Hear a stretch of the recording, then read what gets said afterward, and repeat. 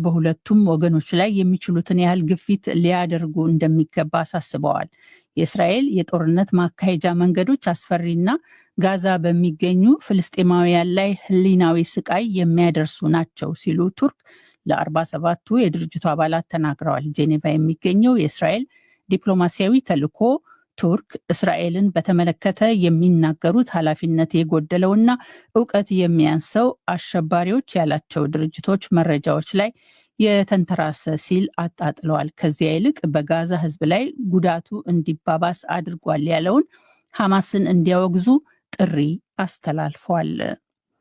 አንድ የጀርመን የእርዳታ ድርጅት መርከብ የ53 ስደተኞችን ህይወት ታደገ። ይኸው ሲዋች የተባለው ድርጅት መርከብ 6 ህጻናት የሚገኙባቸውን እነዚሁ ስደተኞች አደጋ ላይ ከነበሩበት ከማዕከላዊ ሜዲትራኒያን ባህር ታድጎ ወደ ኢጣሊያ እንደወሰዳቸው የጀርመን ዜና አገልግሎት ዲፒኤ ዛሬ ዘግቧል። በዘገባው መሰረት የቡድኑ መርከብ ሰዎቹን ብሪንድሲ በተባለችው በደቡባዊ ኢጣሊያዋ ግዛት አፑሊያ ወደምትገኘው ወደብ ወስዷቸዋል። ከመካከላቸው 5 ህጻናት ብቻቸውን ነው የመጡት። አብዛኛዎቹ ስደተኞች ከሱዳንና ከደቡብ ሱዳን ናቸው። ይህ ዶይቼ ቬለ ህዳሴ ግድብ አሁን ያለበት ደረጃ ለማድረስ ሰራዊቱ ከፍተኛ ገድል መፈጸሙን የኢትዮጵያ ጦር ኃይሎች ጠቅላይ ኢታማዦር ሹም ፊልድ ማርሻል ብርሃኑ ጁላ ተናገሩ። ፊልድ ማርሻል ብርሃኑ ጁላ ይህንን የተናገሩት ትናንት የምዕራብ እዝ 404ኛ ህዳሴ ኮር 3ኛ ዓመት ምስረታ በዓሉን በታላቁ ህዳሴ ግድብ ባከበረበት ወቅት ነው። ህዳሴ ግድብ ብሔራዊ ሀብታችንና የኢትዮጵያ ማንሰራራት የተረጋገጠበት ነው ሲሉ ፊልድ ማርሻሉ ተናግረዋል።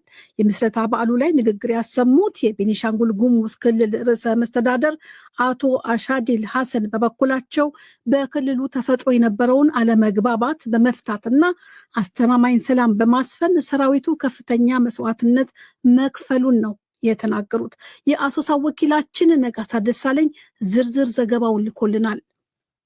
የህዳሴ ግድብና አካባቢውን ሰላም ለመጠበቅ የመከላከያ ሰራዊት ውድ ዋጋ መክፈሉን የኢፌዴሪ ጦር ኃይሎች ጠቅላይ ኢታማዦር ሹም ፊልድ ማርሻል ብርሃኑ ጁላ ተናግረዋል። የግድቡን ስራ ለማወክ ባለፉት ዓመታት ሽምቅ ውጊያ ሲያካሂዱ የነበሩ ኃይሎችን በማጽዳት ግድቡ አሁን የደረሰበትን ደረጃ ለማድረስ ሰራዊቱ በተለይም የምዕራብ ዕዝ ከፍተኛ ገድል መፈጸሙን አመልክተዋል። ለግድቡ ግብዓት የማጓጓዝ ሂደትን ለማስተጓጎል የተደረጉ ተደጋጋሚ ጥረቶችን በማክሸፍ ግድቡ ለፍጻሜ መድረሱን አብራርተዋል። ሲሚንቶና ብረት ለማምጣት የሰራተኛ ቁሳቁስ ለማምጣት ማሽን ለማምጣት መመላላሻችን በተቀጠሩ ኃይሎች እንዲዘጋ ተደርጎብን ያንን እየበጣጠሰ ግድቡ ስራ እንዲቀጥል ያደረገ ሰራዊት ነው። እሱም ብቻ ሳይሆን አካባቢው ሽምቅ በሽምቅ ውጊያ አድርገውት ሽምቅ ውጊያውን ገጥሞ አሸንፎ ህዳሴ ግድብ ዛሬ ደረጃ እንዲደርስ ያደረገ ሰራዊት ነው። ባለፉት ዓመታት በአካባቢው የሚንቀሳቀሱ ሸማቂ ኃይሎች ከጸጥታ ኃይሎች ጋር ከመዋጋት በተጨማሪም የአካባቢው ማህበረሰብ ላይ ከፍተኛ ጫና ማድረሳቸውን እንዲሁም የክልሉ ህዝብ በእነዚህ ሸማቂዎች ለከፍተኛ ችግር ተጋልጦ መቆየቱን ፊልድ ማርሻል ብርሃኑ ጁላ ተናግረዋል። በክልሉ የተለያዩ አካባቢዎች በመተከል ዞን፣ በአሶሳ ዞን ደግሞ ኩርሙክና ጊዘን በተባሉ አካባቢዎች ሲንቀሳቀሱ የነበሩ ሸማቂዎች በክልሉና በሰራዊቱ በተወሰዱ እርምጃዎች መፍትሄ ማግኘታቸውን አመልክተዋል። የቤኒሻንጉል ጉሙዝ ህዝብ ከፍተኛ ዋጋ ከፍሏል። ቅጥረኛ ተቀጥሮበት ቅጥረኛው የተዋጋው ከመከላከያ ሰራዊት ጋር ብቻ ሳይሆን የቤኒሻንጉል ጉሙዝን ህዝብ በተለይም የጉሙዝ ማህበረሰብ በማፈናቀል በማሰደድ በግጭት መካከል እንዲመታ በማድረግ ህዝቡ የከፈለው ዋጋና ደም ከመከላከያ ሰራዊታችን ደም ጋር ተሰናስሎ ይሄ ህዳሴ ግድብ ዛሬ ተጠናቆ ከፍታችን ቆሟል።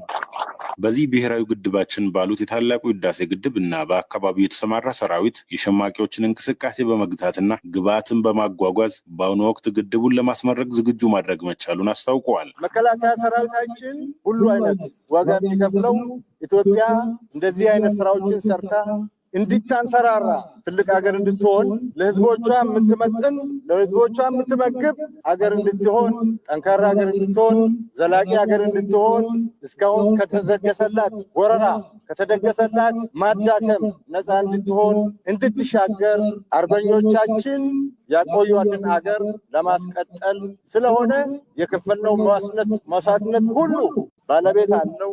የቤኒሻንጉል ጉሙዝ ክልል ርዕሰ መስተዳድር አቶ አሻድሊ ሐሰን በዚህ 404ኛ ህዳሴ ኮር 3ኛ ዓመት ምስረታ በዓል ላይ ባሰሙት ንግግር ሰራዊቱ በክልሉ ተፈጥሮ የነበረውን አለመግባባት ለመፍታትና አስተማማኝ ሰላም ለመፍጠር ከፍተኛ መስዋዕትነት መክፈሉን አመልክተዋል። እንደ ሀገር እየፈጸማችሁ ካሉ ድንቅ ተግባራት ጎን ለጎን በክልላችን ተፈጥሮ የነበረውን አለመግባባት ለመፍታት አስተማማኝ ሰላም ለማስፈንና የህዝቦችን ወንድማማቻዊ አንድነት ለመመለስ ያደረግነውን ጥረት በፍጹም የባለቤትነት ስሜት ከመደገፍ ባሻገር ስለተከፈለልን ውድ መስዋዕትነት እና ለሀገር የተከፈለውንና ያለን የላቀ ክብሮትና ምስጋና በዚህ ታሪካዊ ቀንና በዚህ ታሪካዊ ስፍራ ላይ ቆሜ ከፍ ያለ ምስጋናዬን ማቅረብ ፈልጋለሁ።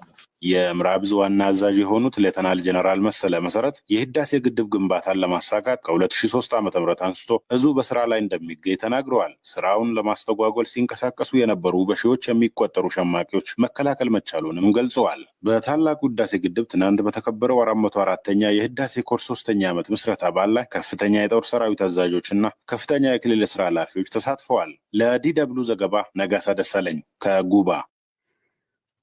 ቀጣዩ ዘገባችን ወደ ትግራይ ነው የሚወስደን። በትግራይ 50% ህጻናት ከትምህርት ገበታ ውጪ መሆናቸውን የክልሉ አስተዳደር ገልጿል።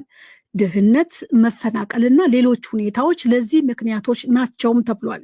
በርካታ ቁጥር ያላቸው የትግራይ ህጻናት በክልሉና ከክልሉ ውጪ በልመና ተሰማርተዋል፣ በጉልበት ብዝበዛም ተዳርገዋል ተብሏል።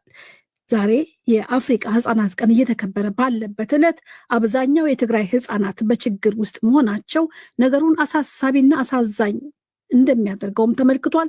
የመቀለ ወኪላችን ሚሊዮን ኃይለስላሴ ዝርዝር ዘገባው ልኮልናል። የትግራይ ጊዜ አስተዳደር ቁጥራዊ መረጃዎች እንደሚያሳዩት ከጦርነት በፊት በክልሉ 95% እድሜያቸው ለትምህርት የደረሱ ህጻናት በትምህርት ገበታ እንደነበሩ የሚገልጽ ሲሆን ይህ አሁን በከፍተኛ መጠን ቀንሶ በክልሉ በትምህርት ገበታ ያሉ ህጻናት ከሚጠበቀው ከ50% በታች መሆናቸው ያመለክታል። የድህነት መንሰራፋት፣ መፈናቀልና ሌሎች ሁኔታዎች ህጻናት ተማሪዎች ከትምህርት ገበታ እንዲርቁ ምክንያት መሆኑም ተመላክቷል።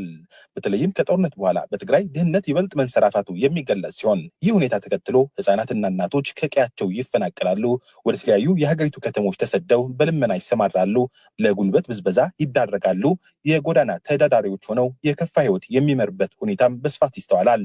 በህጻናት ድጋፍ ዙሪያ የሚሰሩት አቶ የማነ ወልደ ማርያም በመቀለ የጎዳና ተዳዳሪዎች ቁጥር በከፍተኛ መጠን መጨመሩ እነዚህ ህጻናት ከትምህርት ውጪ ከመሆናቸው በተጨማሪ ለዘላቂ ችግርም እየተጋለጡ ስለመሆኑ ያነሳሉ። ጎዳና ዘለው በአብዛኛው በጎዳናዎች ወድቀው ያሉ ህጻናት ከተፈናቃዮች መካከል ናቸው። 90%ዎቹ ተፈናቃዮች ናቸው። ስለዚህ ትኩረታችን እነሱ ላይ ነው። ስለዚህ ዓብይ ትኩረትና ዛሬ እየተከበረ ያለው የአፍሪካ ህጻናት ቀን ህጻናት ጥራት ያለው ትምህርት እንዲያገኙ ታሳቢ ተደርጎ